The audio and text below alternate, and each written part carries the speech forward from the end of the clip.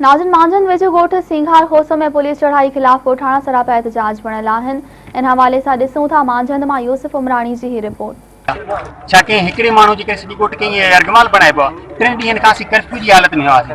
असांजा ॿार बच्चा दाहूं कंदा हुआ त असांखे पुलिस मारे छॾींदी। सॼो वक़्ते सां पुलिस जी जेका हवाई फायरिंग जारी हुई, पूरे ॻोठ खे पुलिस महसूर करे छॾियो। असीं घर में महसूर हुआसीं।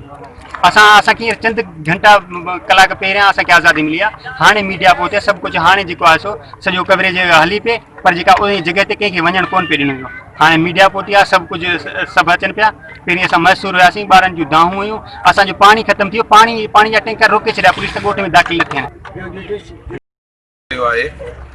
कंपनियुनि जा जेके ठेकेदार आहिनि उहे ॿाहिरियां गुंडा वठी अची जेको आहे सो हिते माण्हुनि सां ज़ुल्म था कनि। पुलिस वरी उन्हनि जो वंगारू आहे। ऐं हुकूमत खां मुतालबो थो करियां त चौधरी नजीब ते बि केस दाख़िल कयो वञे, समंद रईसाणी ते बि दाख़िल कयो वञे। समंद रईसाणी जॾहिं खां आयो आहे तॾहिं खां असांजे लाखड़ा में अमन कोन्हे। बोरामन जेके माण्हू आहिनि हितां जा मक़ामी, उन्हनि खे रोज़गार नथो करणु ॾिनो वञे। इंतिहाई बेवाजिबी हींअर पुलिस कई आहे। असां इन जे लाइ चीफ जस्टिस खां मुतालबो था कयूं, सिंध खां, त गैर जानिबदाराना जेको आहे सो कहिड़ो अॻियां मौक़िफ़ पेश कयो वियो, कहिड़ो ॾुख ॾिनो वियो, ऐं उहो असां चऊं अज़ालो थियणु खपे ऐं हिननि सां इंसाफ़ थिए। जेको हिन जो सामान या को नुक़सानु थियो आहे उहो गवर्नमेंट हिननि खे भरे ॾे।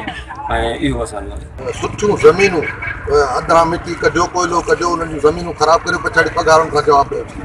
हाणे प्रेमल वारनि बि इहो कयो न, हाणे उन्हनि पघारुनि खां जवाबु ॾिनो, माण्हुनि रिएक्शन कयो, माण्हू रोड ते आया। उनजो छा थियो तव्हां सभई पिया ॾिसो पंहिंजे अखियुनि सां।